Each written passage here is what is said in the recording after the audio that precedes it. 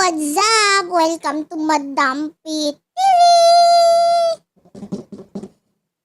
So, ito ang ating general love reading for fire sign, Aries, Leo, Sagittarius. Ayan.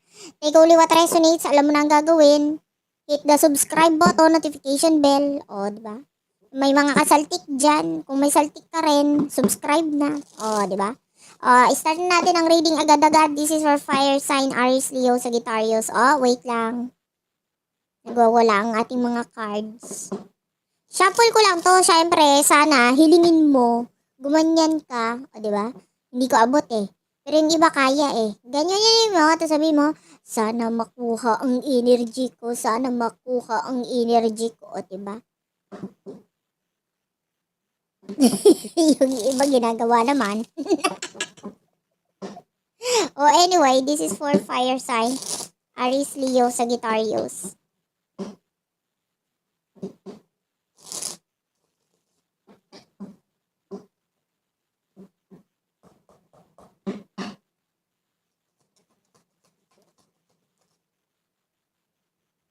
Ano to? Ka-stress na naman ito. With the 6 of swords and the 10 of swords, meron kang something na nag-end dito. Nagmumove on ka ngayon. With the 10 of wands, Aries, Leo, Sagittarius energy, at Gemini, Libra, Aquarius energy is also here. Lahat ng energy nandito. Nagmumove on ka ngayon. Ano to? Pero ready ka na naman agad lumablay. Yung iba sa inyo, nagmumove on pa lang, ready na agad lumablay. Anong kaharutan yun? Anong level ng kaharutan yun? Iba yun ah. Ngayon pa lang nakita nakakatapos pa lang ng isang relasyon, love life na ulit. Siyempre, bakante na ulit. Alam ka naman, sayang yung mga bago kong biniling bra. Walang makakakita. Diba? Yung iba? Yung iba naman sa inyo, kung love life ka, gusto mo pang matagalang love life na, pang matagalang relasyon, yung at least man lang, maluma sa kanya yung bra mo, diba? Gets? Rated SPG to Striktong patnubay ng mga gurang ang kailangan. Kaya kung walang gurang dyan, ang papatnubay sa'yo ay bawal. Pwede kang makalayas dito sa YouTube na ito. Anyway, so, kakatapos lang na relasyon mo pero ready ka. Yung iba sa inyo kasi malakas ang loob mo eh. Feeling mo kayang-kaya mo na eh. Diba? Anyway, sino ba tong person na kakonect mo? Yung iba kasi, sa totoo lang, meron sa inyo na pag lumab life, madaling makalimot basta may isa pa. Alam mo yun, yung pag may next, nakalimutan mo na agad dito. So, yung iba sa inyo, yung iba gustong mag-end. Ano ba tawag dito? Gustong yung iba hindi pa nakakalis na sa relasyon, pero plano nang umalis. Okay? At magkaroon ng stability. Kung just in case dito sa bago. Okay? Kasi, pwedeng ayaw mo na, napapagod ko na, nahirapan ka na eh. Yung iba nakaalis na. Diba? Parehong energy, parehong maharot ang energy. We do have the 5 of wands and the 4 of swords. Ito yung galit na galit, Gina G. Bakit? Bakit Gina G? Kailangan ka nito kasing person na ito. Bakit naman kasi iwan mo? Yung iba, kung hindi mo pa naiwanan, ayaw niyang iwan mo siya. Hello? Ba't ko hahayang umalis ka sa buhay ko? Kailangan pa kita. Diba? Ano ka, sugar mommy? May pangangailangan pa sa iyo itong person na ito. Kailangan mo pa subuan, bigyan ng diaper.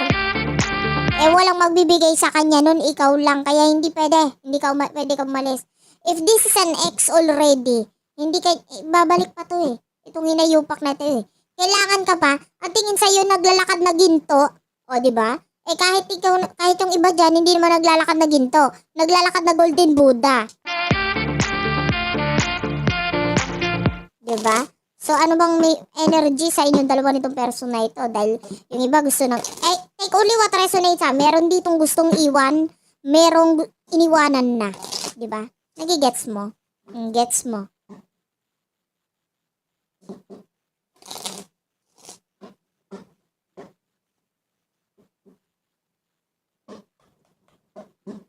Ano ang mutual energy? Anong connection? Anong meron sa connection na ito? Oh, with our engagement. Oh, what's with the engagement? Stay optimistic about your love life. Ay, kukuha pa ako ng isa. Ika lang ha. Na-stress ako sa energy na ito ha. We do ever let your friends help you.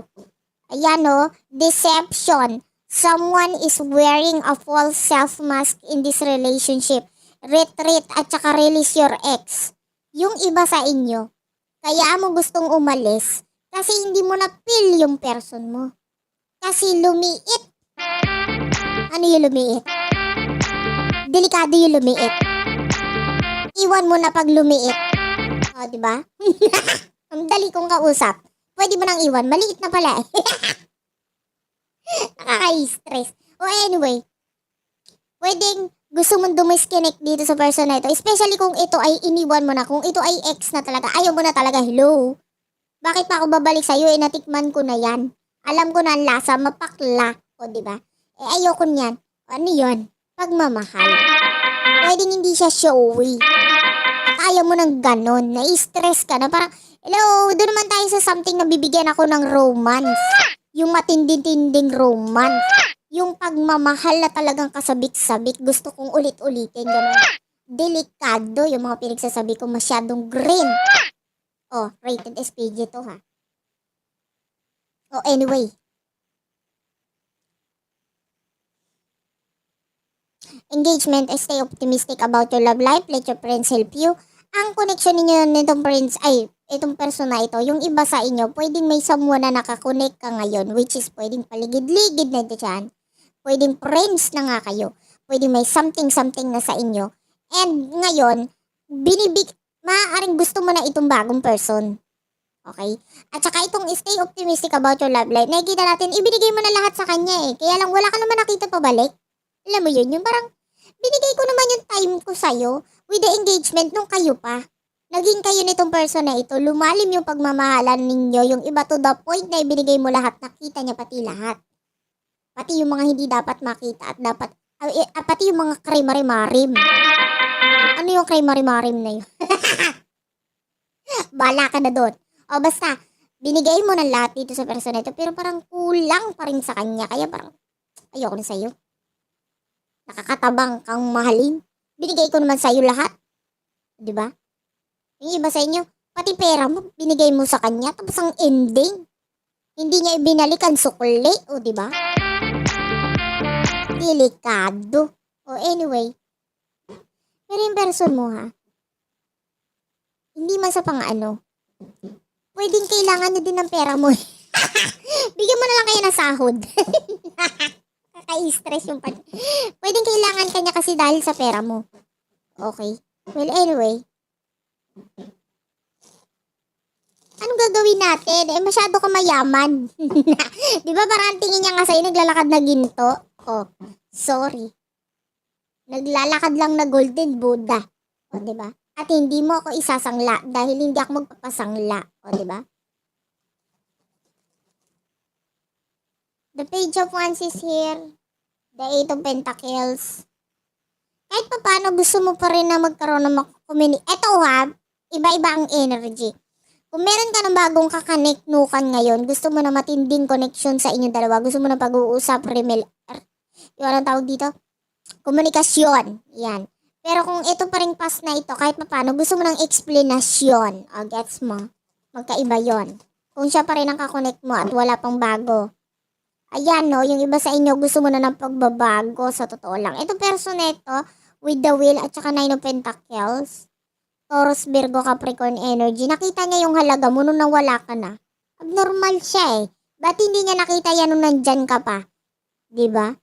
Yung pwede ka pang isang diba? Ngayon wala eh.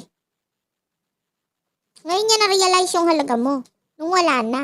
Eh wala ka na pakialam. Ang pakialam mo yung trabaho mo, yung work mo, ganyan, yung business mo, whatever na pinagkakitaan mo. Nandun na yung ano mo ngayon, o, tsaka yun, o, the Ace of Cups, yung iba sa inyo, new love, o, diba? Andiyan na yung focus mo. Tapos yung person mo ngayon, namumblema with the King of Swords, yung makita mo itsura, o, kawawa naman, parang Parang hindi binigyan ng papasko. Parang parang nangaroling pero sinabi patawad. Ganun ang energy ng person na ito. Di ba? Nakakalungkot yun. Tapos ang haba pa naman ang kinanta. Yung kinanta niya, yung kay Mariah Carey. O, di ba? Kahit ako mai-stress ako na. Di ba? Anyway, na-stress itong person na ito kasi pwedeng alam mo kahit pa paano, minahal ka naman niya ng buo. Mula ulo hanggang wallet mo, minahal niya. Kaya lang may pag-iwas ka ng ginagawa dito with the Seven of Swords. Iniiwasan mo na talaga yung person na ito eh. Kasi bakit hindi mo siya iwasan with over the Queen of Cups? Minahal mo eh. Minahal mo eh. Pero ngayon, takot ka na sa pagmamahal niya kasi pwede nga, may mahal ka ng iba. Diba? Hindi mo, pwedeng, wala ka na pa kaila, mahalin mo ako. Sambahin mo ako. Hindi na kita mamahalin. Ayoko na sa'yo. Ang taray mo sa part na yun. Ang haba ng hair mo. Diba? Kahit yung mga kahit yung mga tinago-tago mong buhok, ang haba, long hair din. With over the King of Cups. What's with the King of Cups? The Two of Pentacles. Isa pa. The Ten of Cups. Ay, itong new person na ito with the Ace of Pentacles, talagang iniisip ka, gusto ng love life, gusto na makipagrelasyon sa'yo. Alam mo kung bakit gusto nila makipagrelasyon sa'yo? Kung bakit ang daming gustong naghahangad sa'yo na para kang golden Buddha nga? Alam mo kung bakit? Kasi yung iba sa inyo pwedeng may pera ka eh. Pwedeng magaling kang tao eh. Pwede kang utangan eh. Ganun eh. Kaya pero itong new person, in fairness naman, mahal ka naman niya. Mahal ka din naman itong pase. Pero dito, mas kita ito sa new person. Oo, mas kita sa new person yung pagmamahal niya sa'yo. Pero kasama na rin yung pera doon. Huwag tayong yun talaga yung pinopoint natin dito. Diba? Parang ang hirap paghanap ng ganyan. Lalo na kung ikaw ang babae dito sa relasyon, sa connection. Pero open to sa lahat ha. LGBTQIA+, ha. Open to ha. Kumbaga, lalo na kung ikaw ay babae.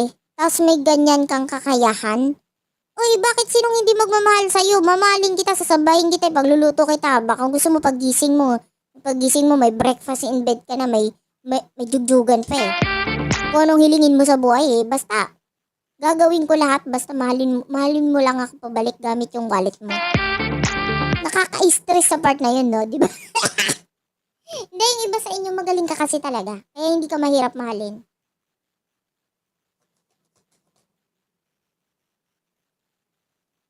The moon is here. Nasasaktan talaga itong past person mo. Nasasaktan talaga siya.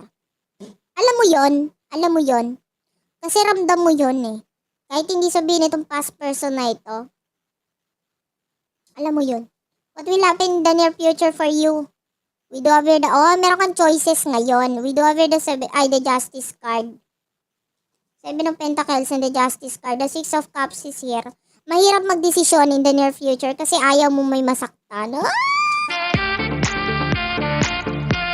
Pwedeng makipag-connect itong si past person at saka si new person. So, dalawa yung kakonect mo. Tapos, kailangan mong mamili. Eh ngayon, this time around, pantay na ang pagtingin mo sa kanila. As in, talagang pagtingin mo ay pareho lang pala kayo ng size. May pa choices pa ako nalalaman. Pareho lang pag dinangkal, ganyan. Ano yung dadangkalin? Delikado yan ah. Diba? Anyway, yung iba, pareho lang, pantay na yung pagtingin mo dito kay past, pantay na yung tingin mo kay new. So, sinong pipiliin mo? Kasi in the near future, hindi ka makapili eh. May choices ka, hindi ka makapili kasi ayaw mong may masaktan. Eh, paano yan? Dalawa silang masasaktan. Anong gawin mo?